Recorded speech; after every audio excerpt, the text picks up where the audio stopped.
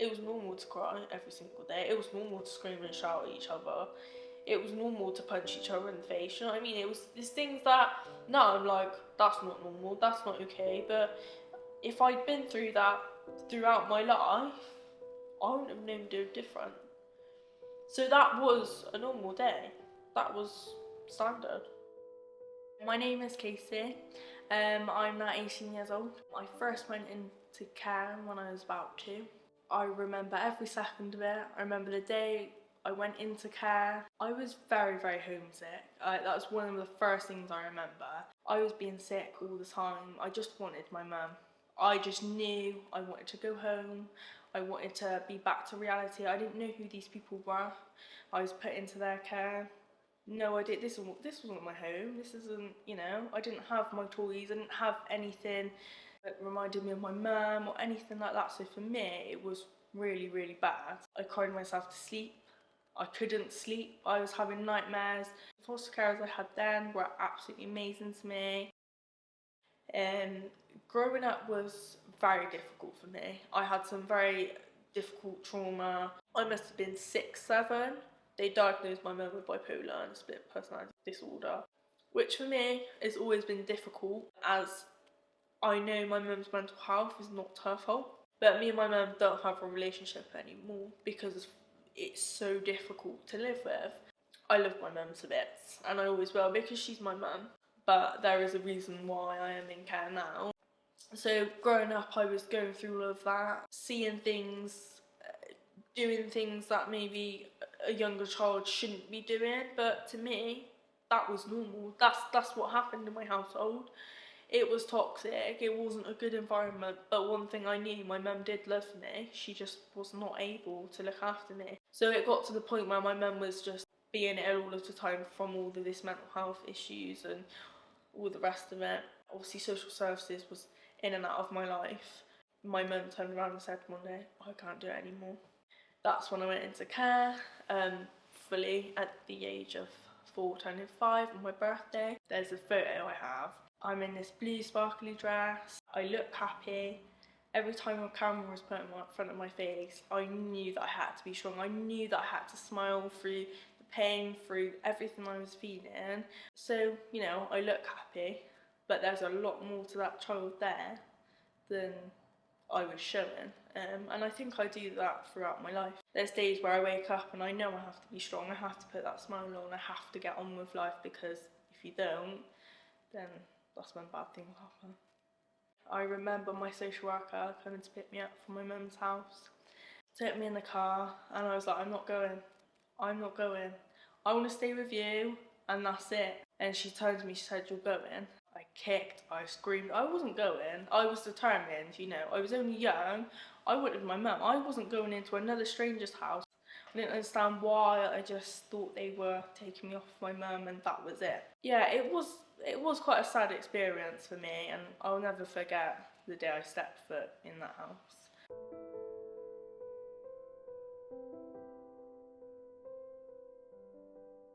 I was Special Guardianship, which a lot of people don't know, but it's like a step down from adoption.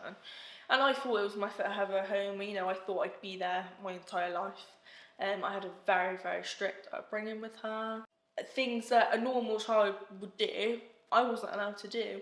Going for my friends for dinner, wasn't allowed to do. I didn't sit and play with toys necessarily. It was all very, you need to do your schoolwork, you need to do this, you need to do this in your life. There was no being a child. I didn't have that experience. It was okay. She did love me, I think, to a certain extent.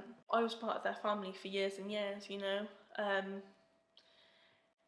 It's a difficult one because I feel like she did care. When I was about the age 9, 10, she met a man. We all thought he was a very nice man. That's always how it starts. Somebody that's abusive or is very angry at the world. When I first met him, you know, it was like a honeymoon period. It was, oh, I'll buy you some new clothes, oh, we'll go here, you're my daughter now. We both welcomed him into the home. Social services weren't really involved at the time, so I think that was his time to like pounce almost at the opportunity of being my abuser. And again, I wouldn't want any child to go through what I'm about to say. This is probably one of the most traumatic times of my life. And yeah, it is difficult to talk about, but I'm here to talk about it, and I'm open to talk about it. After this is when the abuse started. It was little things. It was like, you know, you're ugly, you're fat, you shouldn't be eating these things, you shouldn't be doing that. He would hit me and hit me and hit me for no reason. Anything I did was wrong in his eyes. He was a very angry man, and it was horrible because I could see the effect it was having on my foster carer. She was obviously drawn into it as well to a certain extent, so she didn't hit me at first. But then she did start to nearer to the end.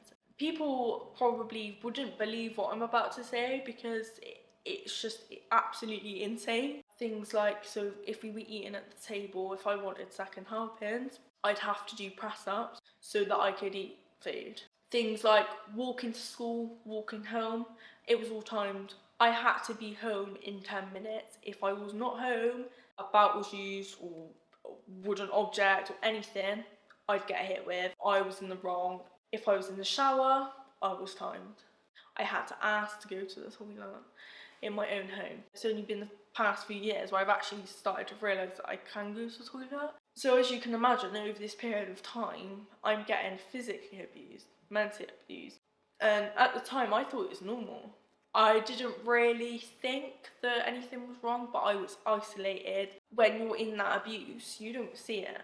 So, because obviously I was going to school, that was my escape at the time. That was somewhere I thought, this is my safe place. It got worse and worse over time. One day, again, my birthday, I woke up, went to the sink to get a glass of water before going to school. Picked the glass up and it smashed out of my hand because I was always on edge at home. I was flinching all the time because I thought he's going to come up behind me and hit me. I had no relaxation in my home, it was always on edge. So dropped this thing and he went mad. I was like, I'm really sorry, I didn't mean to.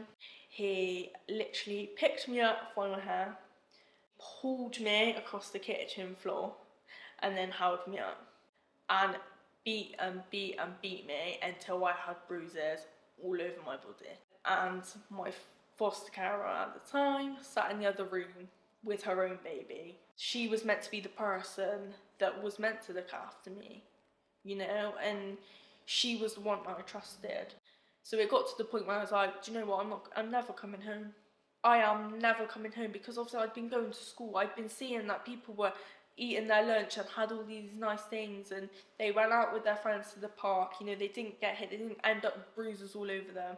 I had bruise after bruise on me, my hair was pulled out in clumps, I was skin and bone. So that day, I had to escape my own home. He was like, you're not going to school, you're not going to school. I was like, I'm going to school, I'm never coming back.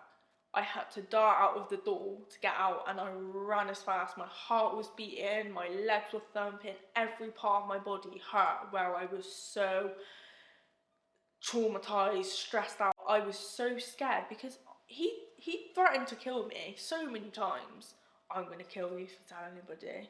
When you're a child, even an adult, you don't know. He could have killed me. So, got to school, told the teachers.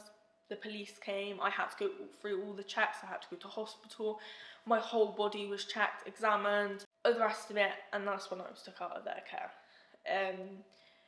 That is the maddest part of my life, and it's something that I will never ever be able to forget, but it's something that I've learnt from. But I knew from that day I wasn't going to let them determine what was going to happen in my life, and I haven't. So when this all happened, obviously I was put back into the care system. I ended up living with a family friend who are amazing people. They have been the most supportive people in my life, one of them.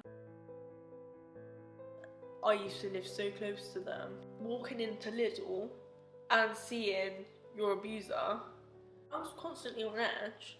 I'd walk to school and be like, he's gonna get me, he's gonna get me. You know, I'd walk into my kitchen and be like, he's behind me, he's gonna get me. I wake up screaming, crying, I flinch all the time. It's not just one occurrence, it happens, and 10 years down the line you forget about it because I still sit here and I'm still affected.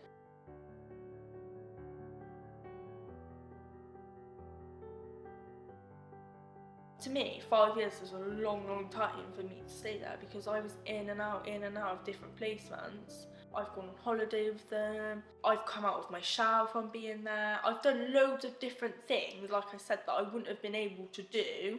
I'd say my favourite thing is now I'm comfortable. I'm obviously 18, so I'm allowed to do my own thing, but you know, they're still there. I've been in CFC for about 5 years now. Wow. I would say I've had some of the best experiences. Before COVID and all that, we were going on residentials. It just gave me new experiences. We were canoeing, we were having lots of fun. My support worker was there, so like people that I knew was there, and it was just really nice. Young people were there. We were able to do loads of different activities. The new opportunities I've been given from being in care, even though, you know, I've been through a lot of trauma, life experiences that I wouldn't want a child to go through, from being in care, I would say I'm quite mature for my age from it. You meet loads of new people, you have to socialise. I'd also say with CFC, like when I was living at home with my mum, I didn't get these opportunities. I couldn't get on a plane and, you know, go on holiday or go to Devon for a weekend. I couldn't do things that normal families do because my mum couldn't afford it, and that was life. Me and my mum lived at home, and that's what we did. The furthest we'd go was to the park. But now, you know, I've been different places in the world. I've experienced things that I probably never would have experienced. All these things like make up to who I am now. But if I hadn't been put into care, I wouldn't have had these experiences. I wouldn't have grown from what I've been through. You know, when I was with my mum, we struggled to eat sometimes. That was life. You know, a lot of people struggle nowadays to turn heating on, to eat. All these things came into factor. So when I went into care, obviously I had a roof over my head, I was healthy. For me it was like, wow, like I'm actually allowed to have all of these nice things, but now I work for all those things. So that's another learning curve. Another thing that I'm so grateful to have been able to do is do training with foster carers. I've sat in meetings with like foster carers, spoken about my life experiences, how it is in care. I've done Zoom meetings, I've done courses with them on life skills, stuff like that, stuff that I might need in the future. So CFC's opened a door for me in that aspect. I have a support worker through CFC who I talk to on a weekly, who comes out and sees me. So it's just really nice to have that one person that I know, I've known for 5 years. Having that consistent person in my life is so important. So CFC's been able to offer me that. I feel like if I hadn't been through the care system, I probably wouldn't know half the things that I do know now. I've been given a better life because of being in foster care. I try and stay positive about everything as much as I can. I have my days where I'm not very positive, but that's human, that's fine. Because obviously of my upbringing and how things have been, I've learned how to be an adult. I know exactly what I want, I know exactly where I want to be. So I know I have to fight my corner, and that's what I've done throughout my life. I've got out of situations, I've picked up myself off my feet again, and I know I can face anything now. I hope to have my own family, be in a nice place, be able to live, go and explore the world, do things that I want to do in life, just live a healthy, happy life, really.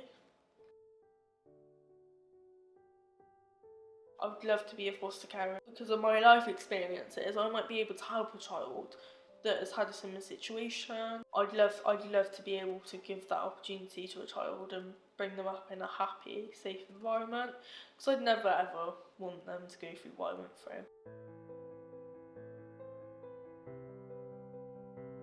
My main thing is just welcoming the person in. My stuff's been in bin bags before, and that made me feel so unwelcome. You know, you're going into a stranger's house. As much as they're a stranger in your house, they might not want to sit with you or communicate with you because they just don't know how to. They haven't been offered a loving home. To us, it's like alien. We don't know what this is. Why are you doing that? Why are you being so nice to me? People just assume, like, you know, oh, she or he will settle in a few days, but it can take years. Understand your young person. If you don't understand your young person, you won't have a relationship. I have a thing about being on time to everything. I have to be on time. Like, if I'm not on time, it sends me into panic mode. I get hot. Sometimes I might wake up in the night and think, why am I awake with tears just rolling down my face? I bottle things up and I can't talk, and you know, it all comes out at once, and it's this massive outburst of like anger. And I did go through a time in my life going out partying and distracting myself was a way that I coped, you know.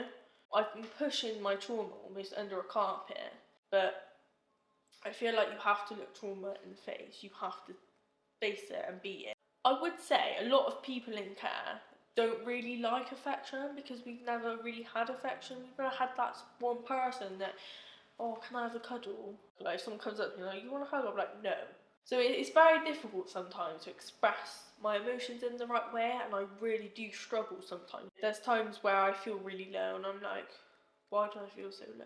And it all links back to my past, and I just want, you know, other people to understand that children in care, they have more opportunities in life. Supporting the young person, what they want to do in life, being their parents virtually. It's a big responsibility and it's not easy, and I know that. Being a foster carer is probably one of the hardest jobs in the world. It's something that shouldn't be labelled a job, but it is, and it's hard work. When that child steps into your house, make them feel that they're wanted, make them feel like you are part of my family, make them feel I don't feel like an outsider, you know, make them feel like I can sit and talk to you about anything, feeling like you're part of the family. Because when you don't have family, or the family don't have anything to do with you, or whatever the situation is, all that young person wants is that love. They want to feel wanted, because all their life they haven't been. When you're a child in care, there's a label. Society looks at you as that child won't get anywhere in life. You know, just because I'm in care doesn't mean I won't do anything with my life, because that's not the case. People look at you differently. They kind of isolate you from the others. A lot of people stereotype it to be you get given everything, they just have mental health problems. You need to look at why they might have mental health problems. Why are they behaving like that? People have distanced themselves before because I'm known to be in care. They just think that you're nobody when you're a human. So I'm not doing this video as, you know, feel sorry for me. I want people to hear my story because I know it's gonna help. I know that it's gonna help the people that might not feel like they can talk about things. I'd also like foster carers that may be new or they're looking into fostering, actually what it's like for a young person, what they go through, because they go on courses but they don't see it in real life sometimes. So I think it's important to understand what foster care actually is about and what it should be about. They're going to have children and they might be in a situation and they don't know how to react, they don't know what to do, because I think it's very difficult for somebody to sit there and say, oh, I know how you feel, I know what you've been through. But you don't. When I moved into care, it was strange. I didn't know what was going on. I didn't know how to react, feel. Even at a young age, I couldn't socialise with the children. I just didn't know what to do with myself. Going into a normal family home is weird to me. I always think that, like, when my foster carer might be giving me advice, oh, she's mad at me, she doesn't like me anymore. Like, all these thoughts come into my head because when I lived with my mum, that wasn't normal, do you know what I mean? I'd never sat down with someone and I had like a proper conversation, you know, just giving me advice. It was always shouting, screaming. Sometimes I do get overwhelmed and I'm like, I can't do it, I can't. And that's when I zoom away from what's going on. I don't even focus on what's just happened. Now I'm starting to learn how to sit and speak. Whereas before I just wouldn't, I'd just shut down. I still have that like thought in my head thinking, if I trust them, something's going to go wrong. And it's hard because it affects relationships, it affects what's going on in your household. I have to speak to people about what I've been through because I can't understand. Why me? What did I ever do wrong, you know, to experience this? There was days where I was like, I can't do it anymore, don't want to be here. To feel that low in your life you feel like you can't get out of it, I'm here to say, actually, you can. You get yourself up, you do what you need to do, because your life will be so much better. Keep going, follow your dreams, follow your aspirations in life. If you want to be the billionaire in the world, go and be a billionaire. Don't let people label you, don't let people stereotype you, because you're your person. You will get where you want to in life. There's a reason why we've been through all of this stuff, and that reason is so you can become such a better person. You can bring your own children up so much better. You can look at other people in different ways, in a good way. You're not on your own, that's what I'm trying to say. Like, you're not the only person that's in care. Like, there's loads of us out there. So the trauma that I've been through, and the life experiences I've been through, awful, and I'd never wish on anybody, but I take it as a life lesson, and I'm not angry anymore, whereas before I was very angry. But yeah, that is my story.